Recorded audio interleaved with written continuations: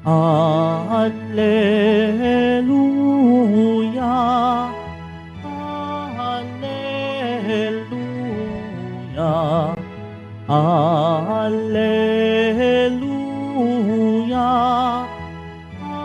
Alleluia.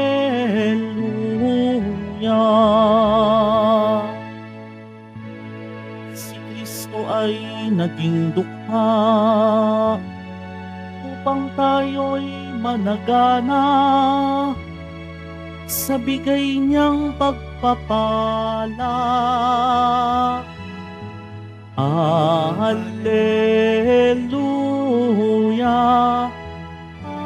Alleluia, Alleluia, Alleluia.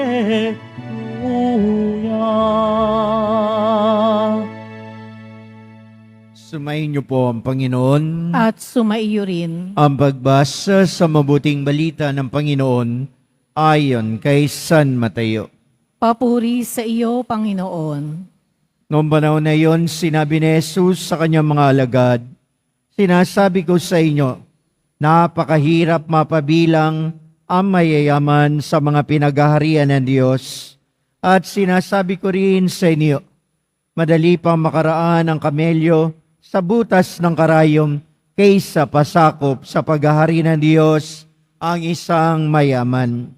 Nagtaka ang mga alagad na marinig ito, kaya't naitanong nila, kung gayon, sino po ang maliligtas? Tinitigan sila ni Jesus at sinabi, hindi ito magagawa ng tao, ngunit magagawa ng Diyos ang lahat ng bagay. At nagsalita si Pedro, tignan po ninyo, iniwan namin ang lahat at kami sumunod sa inyo. Ano po naman ang para sa amin? Sinabi sa kanila ni Jesus, tandaan niyo ito, kapag naluklok na ang anak ng tao sa kanyang maringal na trono, sa bagong daigdig, kayong sumunod sa akin ay luluklok din sa 12 trono upang hukuman ang 12 lipi ng Israel. At ang sino mamagtiis na iwan ang tahanan, mga kapatid na lalaki at babae, ama, ina, mga anak, o mga lupain alang-alang sa akin, ay tatanggap na makasandaang ibayo at pagkakalooban ng buhay na walang hanggan. Ngunit maraming una ang magiging huli at maraming huli na magiging una. Ang mabuting balita ng ating Panginoon. Pinupuri ka namin, Panginoong Hesukristo. Magsiupo ang lahat. Magandang umaga po sa inyong lahat. Magandang umaga sa lahat ng nanonood sa atin sa ating mga social media platforms. Kung tatanungin tayo, masama bang umunlad sa buhay? Masama bang mangarap na magkaroon ka ng kakainin na sapat? Masama bang mangarap na ikaw ay makuha mo, mabili mo ang mga nais mo? Masama bang magkaroon ng libreta di bangko para baga sa kinabukasan ng pamilya at mga anak mo?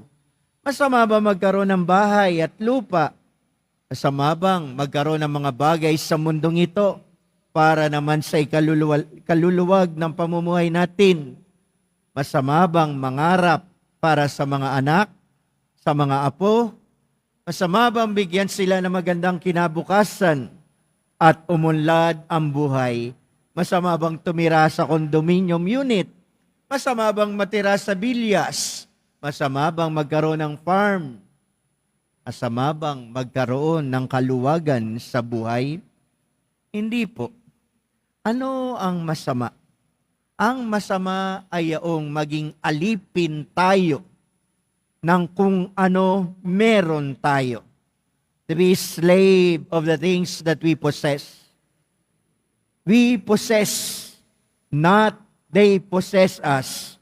Things that we should possess, but not the things that possess us. Mga bagay na meron tayo na dapat nating gamitin ng tama. Mga bagay na meron tayo, gamitin natin sa pakikipagkaibigan, sa pagtulong sa kapwa, mga bagay na meron tayo, gamitin natin para sa ikabubuti natin. Hindi masamang magkaroon ng mga bagay sa mundong ito. Ang masama ay maging alipin tayo ng mga bagay na meron tayo. Maging ang pinag-aralan natin, ang mga degrees natin, ang mga profesyon natin o mga karir. Hindi dapat yan na alipinin tayo. Ginagamit natin ang profesyon natin, una't higit, luwalhatiin ng Diyos. Ginagamit natin ang mga pinagtapusan nating pag-aaral para tayo maging kapaki-pakinabang sa lipunan at makatulong tayo sa kapwa. Ano mang meron tayo maging pinag-aralan natin ay hindi dapat maging hadlang sa ating pakikipag-ugnayan sa Diyos at ating pagpapabanal. Ang santo natin ngayon si Saint Bernard, mayaman, pero iniwan niya ang lahat alang-alang sa Panginoon. Ginamit niya ang kanyang sarili dahil matalino't magaling siyang mangaral para maging banal at mailapit ang maraming tao sa Diyos. Kaya tayong lahat, kaya ka meron, kaya ka umuunlad, kaya kami pinag-aralan para mapalapit ka sa Diyos at mailapit mo ang ibang tao sa Diyos. Kung ikay may pamilya, obligasyon mong ilapit ang mga anak mo sa Diyos. Ang anumang meron tayo, sabi ko nga, maging pinag-aralan ay hindi dapat maging hadlang upang tayo ay maglingkod sa Kanya at sa ating kapwa. Pero may mga tao na kung kailan may pinag-aralan, siya pang bastos. May mga taong may pinag-aralan, siya pang nandadaya at nanloloko. May mga taong mayroon na nga, nagnanasa pa. Hindi ganon ang tawag sa atin ng Diyos. Labas niyo yung pera niyo. Walang perang kayang dumurog sa atin. Walang perang kayang ipambili tayo ng siopaw o ng hopya. Pero tayo, kaya natin ipambili ang pera ng siopaw at hopya. Ano ibig ko sabihin? Walang taong pwedeng gamitin ng pera o ng material na bagay. Pero tayo ang gumagamit sa lahat ng material. Maging ang pera natin ay nagagamit natin. Hindi tayo ang gagamitin yan. Kaya tinatawag tayo ng Diyos na gamitin natin ang mga binigay niya sa atin para sa ating kabanalan. At di nyo ba napansin po, tayo mga Pilipino, ito natapansin ko to. Pag may namatay sa atin, matapos minsan ng 9 days, 40 days, babanluksa, pinamimigay yung gamit nung namatay. Ewan ko lang kung yung ginto pinamimigay nyo. Pinamimigay. May kukwento ko sa inyo. Meron kaming madre, minsan may madring nagkwento sa akin na hindi nila alam na yung bisita nila nakita yung isang madre na nagdadasal. So meron silang okasyon sa kanilang kumbento at nagdadasal sila. Matapos ang dasal, misa, kumain sila. Nagtanong ngayon yung babae. Sabi niya, "Sister, kompleto ba tayo dito sa kainan natin?" "Oo." "Parang kulang kayo." "Bakit?" "Binilang ko kayo kanina eh. Tsaka meron isang muka na wala dito." "Bakit mo naman nasabi?" Nakita ko siya nagdadasal. Kanina, nandun siya sa bandang gilid nagdadasal. "Sino yun?" "Hindi ko alam, pero sinabi niya yung itsura." Sabi ni sister, alika. Tignan mo tong picture naming lahat dito." Tinignan ng babae. Habang tinitignan niya, sabi niya, "Ito, kanina nakaupo sa gilid, nagdadasal. Naririnig ko pa nga yung boses niya sumasagot. Tinignan siya ng madre. Matagal nang patay yan ah. Nakita mo? Oo. Nandun siya. Sa katunayan, sister, ilang ulit na akong pumunta rito sa inyong kumbento. Nakikita ko siya laging nagdadasal sa gilid. Matagal nang patay yan. Sabi nung babae, siguro may naiwan yan. Siguro may naiwan yan kaya hindi siya umaalis pa sa kumbento nyo. Sabi ngayon ni sister, baka nga. Sinabi sa Madre Superiora. Sabi ng Madre Superiora, punta tayo sa kwarto niya dati. Tingnan natin yung maliit niyang cabinet. Pumunta sila, binuksan yung maliit na cabinet. Ano nakita? Nakita isang pulbos na maliit at ilang pirasong barya. Sabi ng babae, siguro ito dahilan kung bakit hindi siya makaalis. Ano ibig mong sabihin? Hindi pa siya nadidetach sa mga bagay na meron siya. Sabi ng babae, pamigay nyo na yan, sister. Pamigay nyo na yung pulbos niya, yung barya niya, ihulog nyo na sa koleksyon nyo, alisin nyo rito sa cabinet niya. Mapapahinga na siya. Gayon nga ang ginawa. Sumunod na araw na nagdadasal sila, wala na yung madring namatay. Nung kinukwento yung kinikilabutan ako, sabi ko sa madring nagkukwento sa akin, kilala mo yun, sister? Oo, kilala ko, Father. Sabi niya sa akin, alam mo, Father, kailangan pala lahat ng meron tayo, malagot ang tali sa mga material na bagay na meron tayo. Hanggang nakakabit sa atin yung mga material na bagay, magiging alipin tayo at magiging nandito pa rin tayo. Kaya pala, sabi ko, ang matatanda natin, tinuturo sa atin na kapag may namatay tayong kamag-anak, kapamilya, ang lahat ng meron siya, pinamimigay. Lahat ng nakakabit na bagay sa kanya, binibigay. Damit, anumang alahas, maging postiso, tinatanggal. Attachment to the things. We could be attached to little things. Mahilig tayo mga Pilipino sa tinatawag natin sentimental value. Napakatagal na, hindi pa rin natin tinatanggal. Kinakabit natin. At dahil sa sentimental value na yan, nakakabit sa pagkatao at kaluluwa natin. Kailangan pala tanggalin mo ang lahat. Ito pala yung hamon sa amin, lalo na sa amin mga pare. Iwanan ang lahat. Kaya napansin nyo ang Ebanghelyo. Ano sabi ni San Pedro? Panginoon, kami, iniwan namin ang lahat. Asawa, magulang, kapatid, pamilya. At yun ang hamon sa atin. Ibig sabihin ng iwan, hindi ka maging alipin nito. Ano mang meron kayo. Baka hanggang ngayon, meron kayong damit ng first date ninyo, 1945 pa. Baka hanggang ngayon di nyo pa tinatanggal. Baka hanggang ngayon, may mga bagay kayong meron, first love letter mong tinanggap. Baka hanggang ngayon, nandun pa sa inyo.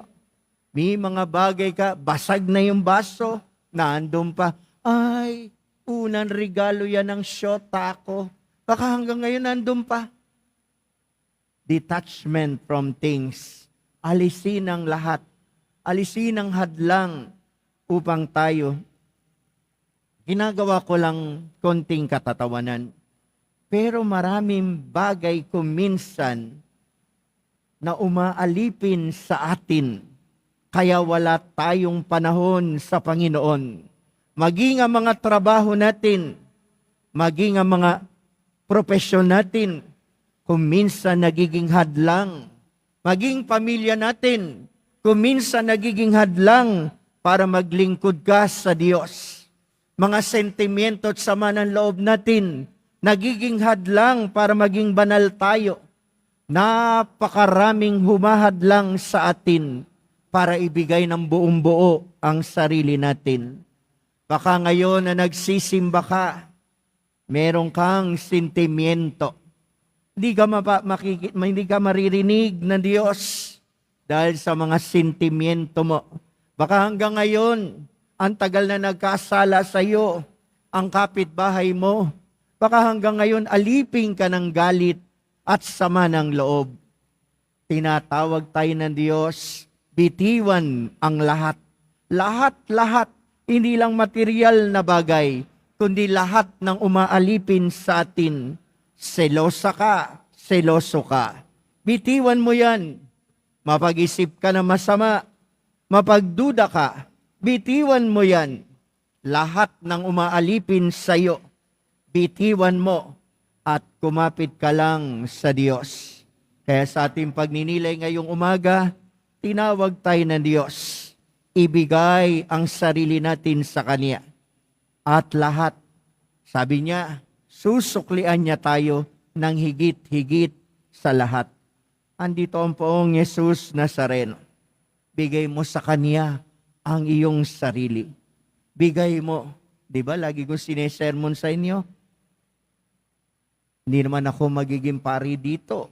Hindi ako makakasermon. Hindi ako makakapaglingkod.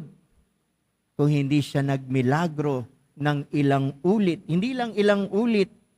Tandaan nyo, ang araw-araw na magising tayo ay milagro na. Kaya yung katabi mo, sa totoo lang, tsaka ikaw, ay milagro. Sabihin nyo nga sa katabi nyo, milagro ka. Huwag mo naman sabihin sa asawa mo, huwag kang magmimilagro, ha? Milagro ka. At totoo naman eh. Nandito tayo. Sino ba sa inyo rito walang problema?